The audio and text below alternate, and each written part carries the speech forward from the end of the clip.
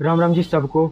आज हम एक ऐसे टॉपिक पर बात करने वाले हैं जो शायद हमारे देश की सबसे मुश्किल और सबसे दर्दनाक सच्चाइयों में से एक है।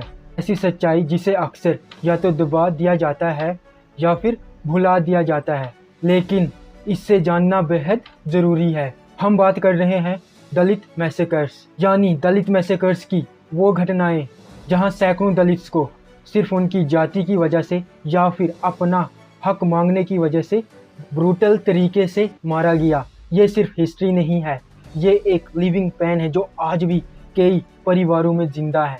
हम कोशिश करेंगे इस सच्चाई को आप तक पहुंचाने की, उन चीज़ों को सामने लाने की जो शायद स्कूल की किताबों में नहीं मिलती। चलिए शुरू करते हैं। इस दर्दनाक हिस्ट्री को समझने के लिए पहले हमें कुछ बेसिक बातें समझनी होंगी। जाति क्या है और दलित कौन होते हैं। हम सब जानते हैं भारत में एक कास्ट सिस्टम रहा है जो समाज को अलग अलग ग्रुप्स में बांटता है। सबसे ऊपर ब्राह्मण, फिर क्षत्रिय, वैश्य और सबसे नीचे शूद्राज। लेकिन इन सबसे बाहर भी एक ग्रुप था जिन्हें अवर्ण या अनटचेबल कहा जाता था। यही लोग बाद में दलित कहलाए। दलित का मतलब होता है टूटा हुआ या दबाया हुआ। सदियों तक इन्हें समाज से अलग रखा गया। इन्हें ऐसा काम करना पड़ता था जिन्हें इम्प्योर माना जाता था, जैसे सफाई करना, चमड़े का काम करना। इन्हें गांव के बाहर रहना पड़ता था। मंदिरों में जाना अलाउड नहीं था। पब्लिक वेल्स से पानी नहीं ले सकते थे। इन्हें टच करना भी इम्प्योर माना जाता था। जब हमारा देश आज़ाद हुआ तो हमारे कॉन्स्टिट्यूशन ने अनटचेबिलिटी को अबॉलिश कर दिया। आर्टिकल 17 में इसे एक क्राइम बनाया गया। रिजर्वेशन दी गई ताकि दलित्स आगे बढ़ सकें। लेकिन क्या ये कानून और कॉन्स्टिट्यूशन पेपर तक ही रह गया? ग्राउंड रियलिटी कुछ और ही थी, और यहीं से शुरू होती है दलित मैसेकर्स की कहानियाँ। तो सवाल ये है कि जब कानून बन गया तो फिर ये मैसेकर्स क्यों हुए? इनके पीछे क्या कारण थे? इसके कई रीज़न हैं और सब एक दूसरे से जुड़े हुए हैं। पहला रीज़न है इकोनॉमिक डिस्प्यूट्स। दलित ज़्यादातर खेत के मजदूर होते थे जो अपर कास्ट ज़मींदारों के लिए काम करते थे। जब उन्होंने अपनी मजदूरी बढ़ाने की मांग की या बेहतर लिविंग कंडीशंस की बात की तो ज़मींदारों को ये पसंद नहीं आया। उन्हें लगा कि दलित्स उनकी अथॉरिटी को चैलेंज कर रहे हैं। दूसरा रीज़न है राजनीतिक हक। जब दलित्स ने अपने वोटिंग राइट्स का इस्तेमाल करना शुरू किया, अपने कैंडिडेट्स को सपोर्ट किया या खुद इलेक्शन लड़ने की कोशिश की, तो अपर कास्ट ने इसे अपनी पॉलिटिकल पावर को खतरा समझा।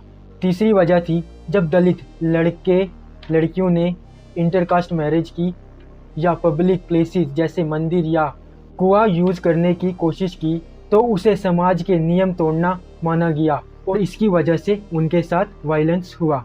चौथा रीज़न है लैंड एंड रिसोर्सेज। ज़मीन के झगड़े, पानी के सोर्सेज पर कंट्रोल, ये सब भी वायलेंस के बड़े कारण बने। दलित्स को ज़मीन के हक से हमेशा से वंचित रखा गया है। पांचवी वजह यह है कुछ एरियाज में, खासकर 80s और 90s में बिहार में अपर कास्ट ज़मींदारों ने अपनी प्राइवेट आर्मीज बना ली जिन्हें मिलिटियाज कहते हैं, जैसे रणवीर सेना। इन्होंने दलित्स को टारगेट किया और अक्सर पुलिस और जुडिशरी ने सही एक्शन नहीं लिया, जिसकी वजह से क्रिमिनल्स को लगता था कि उन्हें कोई पकड़ नहीं पाएगा, यानी इम्प्यूनिटी का माहौल। सब रीजन मिलकर एक ऐसा माहौल बनाते थे जहां दलित्स की आवाज़ को दबाने के लिए वायलेंस एक टूल बन जाता था। अब बात करते हैं कुछ ऐसे मैसेकर्स की जिन्होंने पूरे देश को हिला दिया या फिर हिला देना चाहिए था। किलवेनमैनी मैसेकर 1968 की बात है। तमिलनाडु के थंजावुर डिस्ट्रिक्ट में एक गांव था किलवेनमैनी। यहाँ दलित्स खेत मजदूरी करते थे। अपनी मजदूरी बढ़ाने के लिए स्ट्राइक पर थे। उनकी डिमांड थी कि उन्हें ज़्यादा वेजेस मिले, लेकिन अपर कास्ट ज़मींदारों को ये पसंद नहीं आया। एक सर्द रात 25 दिसंबर 1968 ज़मींदारों ने अपने लोगों को भेजा। उन्होंने 44 दलित्स को, जिनमें ज़्यादातर औरतें और बच्चे थे, एक झोंपड़ी में बंद कर दिया और फिर उस झोंपड़ी को आग लगा दी। सोचिए, 44 लोग जिंदा जला दिए गए सिर्फ इसलिए क्योंकि उन्होंने अपना हक मांगा था। इस इंसिडेंट ने पूरे देश को शॉक कर दिया, लेकिन इसके बाद भी जस्टिस मिलना कितना मुश्किल था यह हिस्ट्री गवाह है। कई सालों तक केसेस चलते रहे और अक्सर अपराधियों को सज़ा नहीं मिली। करमचेडू मैसेकर्स। अब आते हैं 1985 में आंध्र प्रदेश के करमचेडू गांव में। यहाँ दलित और कामा जाति के लोगों के बीच झगड़ा हुआ था। पानी को लेकर दलित ने गांव के पब्लिक वेल से पानी लेने की कोशिश की थी। 12 जुलाई 1985 को कामा लोगों ने दलित पर अटैक कर दिया। 6 दलित को ब्रूटली मारा गया, कई जख्मी हुए। ये इंसिडेंट भी दलित की सेल्फ रिस्पेक्ट और रिसोर्सेज एक्सेस के लिए लड़ाई प्रतीक बना। इसके बाद भी जस्टिस के लिए एक लंबी लड़ाई लड़नी पड़ी। 90s के डिकेड खासकर बिहार के लिए एक रेन ऑफ टेरर था दलित्स के लिए। यहाँ एक नया और खतरनाक पैटर्न देखा गया, प्राइवेट कास्ट मिलिटियाज का उदय। इनमें सबसे बदनाम थी रणवीर सेना। रणवीर सेना एक अपर कास्ट की प्राइवेट आर्मी थी जिसे दलित्स और लैंडलेस लेबर की आवाज़ दबाने के लिए बनाया गया था। उनका मकसद था ज़मींदारी सिस्टम को मेंटेन करना और दलित्स को उनका हक मांगने से रोकना। इन्होंने कई सारे मैसेकर्स किए। बठानी टोला मैसेकर्स। 11 जुलाई 1996 को रणवीर सेना ने बिहार के बठानी टोला गांव में 21 दलित्स को मारा, जिनमें 11 महिलाएं और 6 बच्चे भी थे। ये एक बदले की कार्रवाई थी। लक्ष्मणपुर बाठी मैसेकर।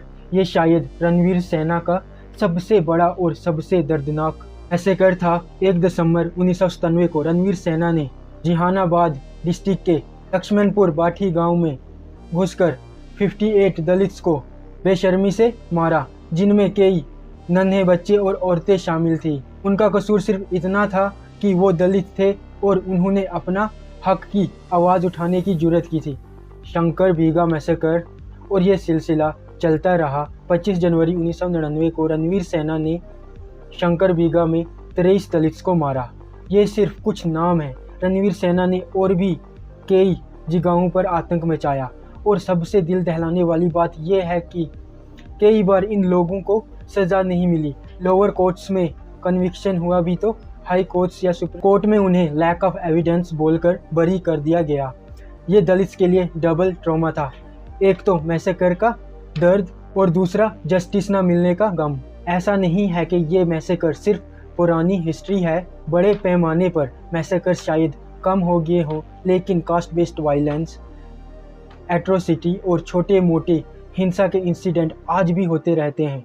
एक ऐसा दिल दहला देने वाला इंसिडेंट था खैरलांजी मैसेकर, महाराष्ट्र। 29 सितंबर 2006 को महाराष्ट्र के भांडरा डिस्ट्रिक्ट के खैरलांजी गांव में एक दलित फैमिली भूटमांझी फैमिली पर अपर कास्ट मोब ने अटैक किया। एक मां सुरेखा और उसकी 3 बेटी प्रियंका, रोशनी और सुरेखा को सेक्सुअली असल्ट किया गया और फिर उनका मर्डर कर दिया गया। उनका कसूर उसके बेटे भैया लाल ने एक अपर कास्ट लड़के को पब्लिक वेल से पानी भरते हुए रोक दिया था। इस छोटी सी बात पर इतनी ब्रूटल पनिशमेंट। यह इंसिडेंट पूरे देश में दलित और ह्यूमन राइट्स ऑर्गेनाइजेशंस के लिए एक वेकअप कॉल था। इसने फिर से कास्ट डिस्क्रिमिनेशन की गंभीरता को सामने लाया। इस केस में भी जस्टिस के लिए एक लंबी लड़ाई लड़नी पड़ी और जो सज़ा मिली वो भी काफ़ी कंट्रोवर्सी में रही। इसके बाद भी हमने ऊना इंसिडेंट, हाथरस जैसे कई ऐसे केसेस देखे हैं जहां दलित्स पर अत्याचार हुए हैं। ये दर्शाता है कि कानून होने के बावजूद जातिवादी सोच आज भी कितनी गहरी है। तो ये थी कुछ कहानियाँ दलित मैसेकर्स की। ये सिर्फ इंसिडेंट नहीं है, ये उस दर्द और जिल्लत का प्रतीक है जो दलित्स ने सदियों तक झेला है। जस्टिस की लड़ाई आज भी जारी है। रिजर्वेशन जैसे एफर्ट्स ने कुछ हद तक दलित्स को मेन स्ट्रीम में लाने में मदद की है। एजुकेशन और अवेयरनेस से भी काफ़ी बदलाव आया है, लेकिन यह सच में अब जाति के नाम पर हिंसा बंद हो गई है। जब तक खैरलांजी और हाथरस जैसे इंसिडेंट्स होते रहेंगे तब तक नहीं। हमें क्या करना चाहिए ऐसे इंसिडेंट्स दोबारा ना हो, उनके लिए हम क्या कर सकते हैं? सबसे पहले अवेयरनेस। सबसे पहले इन कहानियों को जाने और समझना बहुत ज़रूरी है। ऐसे इंसिडेंट्स हमारे समाज में दोबारा ना हो, हम क्या कर सकते हैं? सबसे पहले अवेयरनेस, लोगों को बताएं जातिवाद के नाम पे आप किसी के साथ छोटी सी भी हरकत कोई करते हो, उसको जैसे पानी पीने से रोकते हो, कहीं मंदिर जाने से रोकते हो, ऐसी छोटी छोटी चीज़ें उन जातिवादियों के दिमाग में बहुत बड़ी नफरत बन जाती है। फिर हाथरस जैसे इंसिडेंट्स होते हैं, फिर दलित्स का मैसेकर होता है। दूसरी चीज़ हम क्या कर सकते हैं? एजुकेशन। अपनी नेक्स्ट जनरेशन को कास्ट डिस्क्रिमिनेशन के बुराई के बारे में सिखाना होगा। जब उन्हें पता होगा कि कास्ट एक गंदी चीज़ है तो वो कभी भी किसी के साथ डिस्क्रिमिनेशन नहीं करेंगे। तीसरी चीज़ हम क्या कर सकते हैं? Support for justice. जब भी कहीं कोई एट्रोसिटी हो, दलित्स के लिए जस्टिस की आवाज़ उठाना ज़रूरी है। चौथी चीज़ हम क्या कर सकते हैं? अपने आसपास होने वाले किसी भी तरह का कास्ट बेस्ड डिस्क्रिमिनेशन को चैलेंज करना। जब तक हम समाज के हर तबके को बराबरी का हक नहीं देंगे, जब तक उन्हें इज्जत और सुरक्षा नहीं देंगे, तब तक हमारा देश ट्रूली आज़ाद नहीं कहलाएगा। ये टॉपिक भारी है, मैं जानता हूँ, लेकिन ये ज़रूरी है। हमारी कोशिश थी इन दर्दनाक कहानियों को आप तक पहुँचाने की। अगर आपको ये वीडियो इन्फॉर्मेटिव लगे तो इसे लाइक करें, शेयर करें और कमेंट में आप क्या सोचते हो इस वीडियो के बारे में या इन मैसेकर्स के बारे में अपनी राय ज़रूर दें। आपकी एक आवाज़, एक शेयर बहुत फ़र्क ला सकता है। मेरा मकसद सिर्फ इन्फॉर्मेशन देना नहीं, बल्कि एक बेहतर समाज बनाने में अपना छोटा सा योगदान देना है। इस वीडियो में इतना ही। मिलते हैं किसी और वीडियो में। जय हिंद, वंदे मातरम।